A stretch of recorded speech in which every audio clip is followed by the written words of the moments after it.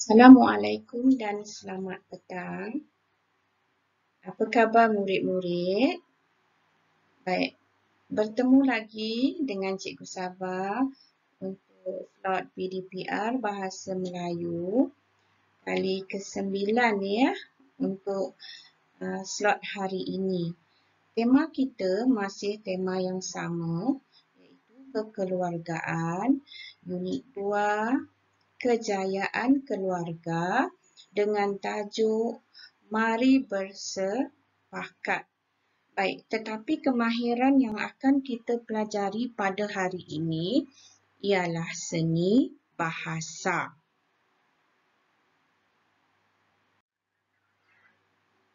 Untuk pengetahuan kamu, standard kandungan kita pada hari ini ialah 4.1 iaitu mengaplikasikan unsur keindahan dan kesantunan bahasa dalam bahan sastera. SP kita pula ialah 4.1.1 bercerita dengan menggunakan gaya bahasa yang indah dan santun. Fokus kita pada hari ini adalah simpulan bahasa. Baik, mari kita tengok slide seterusnya iaitu objektif. Objektif pelajaran kita pada hari ini, cikgu harap pada akhir sesi pengajaran dan pembelajaran ini, murid-murid dapat yang pertama, menyebut simpulan bahasa yang terdapat di dalam teks. Yang kedua, bercerita menggunakan simpulan bahasa. Okey, itu dia tadi objektif PDPR kita pada hari ini. Baik, awak tengok kartun ni ya. Kartun ni adalah gambar kartun sedang berfikir ya. Seni bahasa, simpulan bahasa. Apa tu? Baik, cikgu rasa tentu murid-murid dah tahu apa yang cikgu maksudkan dengan seni bahasa atau simpulan bahasa sebab cikgu pernah memberi sedikit info mengenai simpulan bahasa ini pada pelajaran kita yang lalu ya. Tapi tak apa, hari ini kita akan ulang sekali lagi simpulan bahasa dan seni bahasa ini. Jadi kita tengok ni ya.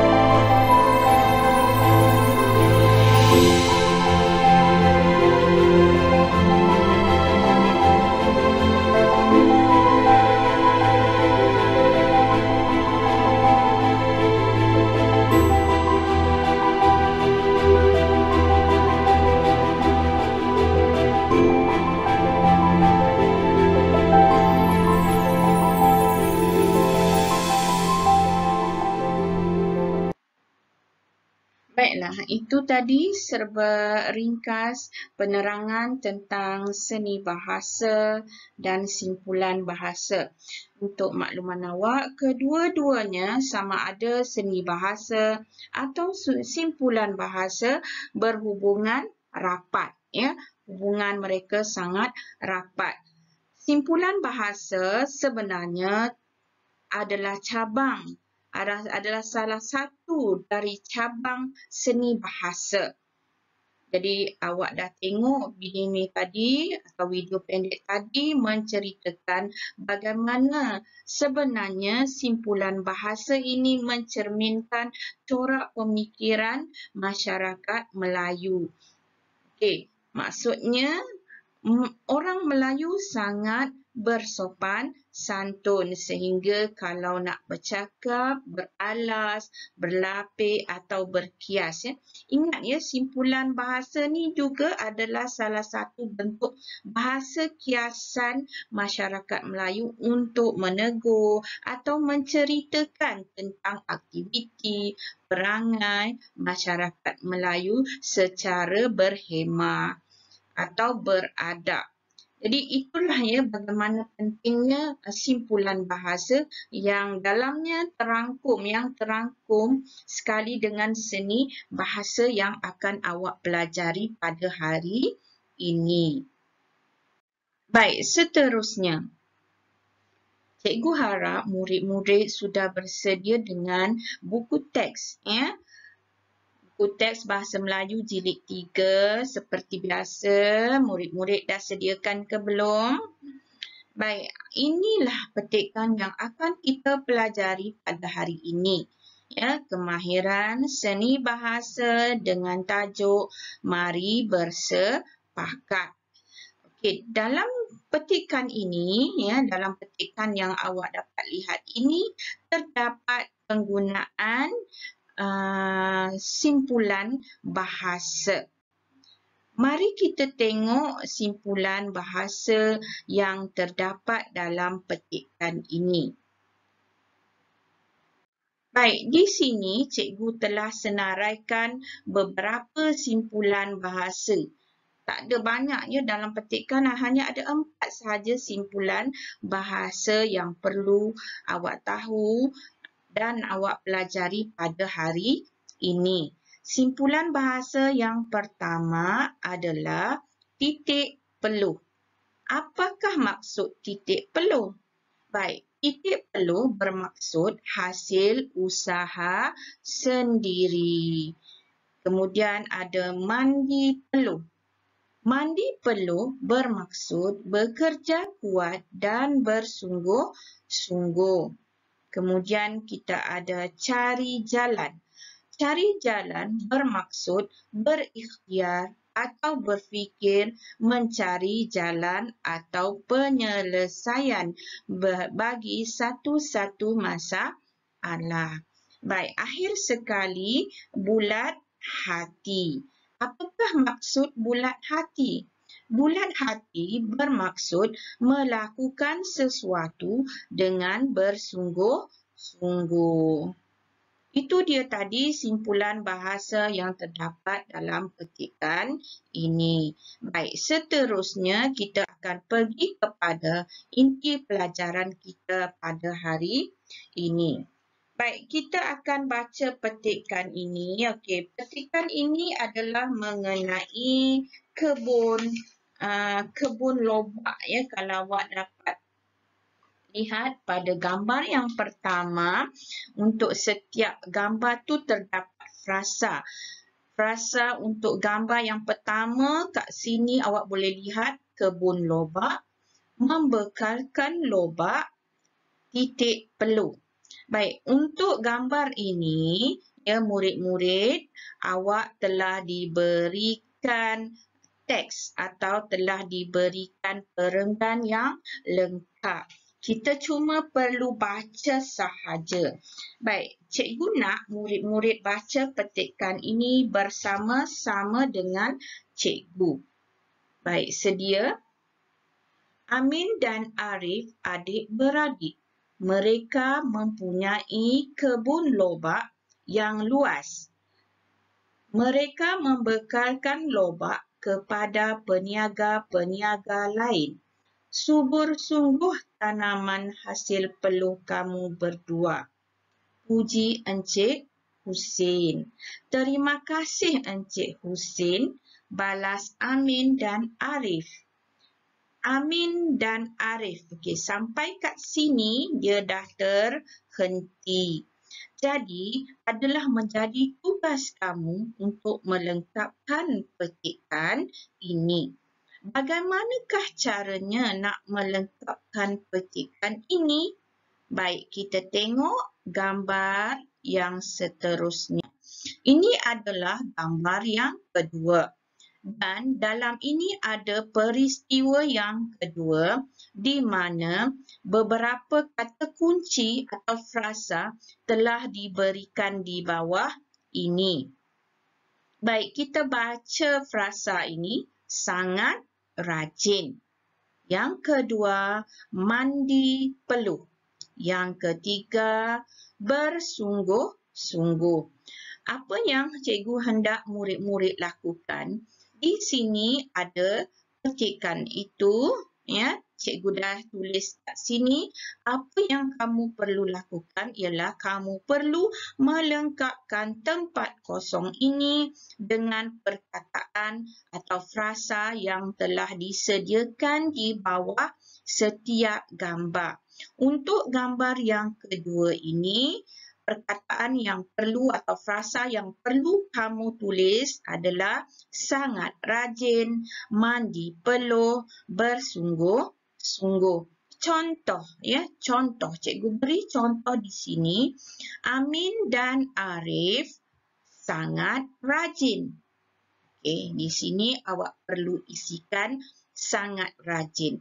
Mereka mandi peluh, mengusahakan kebun lobak mereka. Ya?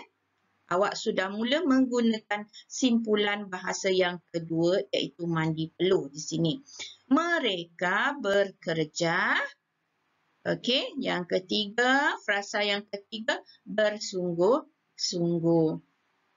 Awak akan dapatlah satu perenggan yang lengkap untuk gambar yang kedua seperti ini. Amin dan Arif sangat rajin. Mereka mandi peluh, mengusahakan kebun lobak mereka. Mereka bekerja bersungguh-sungguh. Maka lengkaplah perenggan yang kedua untuk petikan ini. Awak hanya perlu menyambung di bahagian bawah. Ya, baik. Kita nak tengok gambar yang seterusnya. Gambar yang ketiga. Frasa yang diberi ini ya, tayar kereta sorong. Kemudian cari jalan. Kemudian keluarkan tayar. Sebagaimana yang telah cikgu terangkan sebelum ini, pada gambar yang kedua, gambar yang ketiga ni, awak perlu lakukan perkara yang sama. Tugas awak hanyalah melengkapkan tempat kosong dengan frasa yang telah disediakan di sini. Ya, awak akan dapat perenggan yang ketiga. Okey, pada suatu hari apa yang terjadi? Ya, apa yang terjadi? Ya. Okey, kat sini, okey, pada suatu hari yang disorong oleh Amin telah masuk ke dalam lubang. Arif dan Amin buat apa? Okey, mereka buat apa? Untuk apa? Untuk apa? Apa tujuannya perbuatan mereka itu? Maka lengkaplah di sini perenggan yang seterusnya. Kita tengok yang berikutnya. Okey, gambar yang keempat. Amin telah mendapat idea dengan, okey, awak lihat ini ada frasa letak papan di dalam lubang, bulat hati, tekad menarik kereta sorong. Frasa-frasa ini seperti biasa, seperti gambar yang kedua dan ketiga, awak perlu isi di tempat kosong yang telah pun cikgu sediakan. Baik, yang terakhir sekali, akhirnya mereka telah berjaya. Baik, ini ada kesilapan sikit. Abaikan ni ya, awak tolong tulis di ini dengan huruf kecil. Akhirnya mereka telah berjaya mengeluarkan tayar kereta tersebut, kereta sorong tersebut dari dalam lubang. Maka lengkaplah petikan ini. Okey, kita nak tengok seterusnya tugasan bahasa Melayu. Okey. Tugasan yang perlu awak lakukan, sambung petikan dalam bentuk perenggan. Maknanya awak kena sambung dari mula ya, dari gambar yang pertama. Okey, kemudian sambung jadikan perenggan yang kedua, perenggan yang ketiga, perenggan yang keempat. Ada berapa perenggan semua sekali? Awak bilanglah gambar itu ya. Cikgu rasa ada 1, 2, 3, 4. Ada 4 perenggan semua sekali ya. Tolong camkan ada 4 perenggan. Jadi awak boleh gunakan buku penulisan yang telah awak gunakan untuk latihan yang sebelum ni. Muka surat 9. Gunakan buku yang sama Baik, tuliskan kemahiran. Jangan lupa tulis kemahiran. Untuk kelas Cikgu Sabah, mesti tulis kemahiran. Hari ini kemahiran 4.1.1 dalam kurungan 1. Kat mana nak tengok kemahiran tu? Kat mana Cikgu? Okey, dekat sini ya. Ni. Nampak tak dalam kotak ni? Ada tulis 4-nya. Cikgu fokuskan kat sini, kat kamera ni. Nampak tak 4.1.1 dalam kurungan 1. Nombor kemahiran itu perlu awak tulis. Selain daripada awak tulis tarikh, hari bulan, awak perlu tulis nombor kemahiran supaya senang cikgu nak semak sama ada awak sudah menguasai kemahiran tersebut ataupun tidak. Baik, kemudian awak perlu menghantar tugasan awak melalui Google Classroom atau Padlet. Ya, tapi cikgu sebenarnya lebih galakkan awak gunakan Google Classroom lah ya. Gunakan Google Classroom. Tapi misal kata dah tak boleh sangat nak masuk Google Classroom tu, awak boleh hantar melalui Padlet. Ya. Baik, jangan lupa selepas ini awak perlu isi borang kehadiran pada link yang cikgu sediakan. Ya, tolong isi sebab cikgu nak buat laporan. Cikgu rasa setakat itu dulu pelajaran kita pada hari ini. Sekian. Assalamualaikum. Jumpa lagi.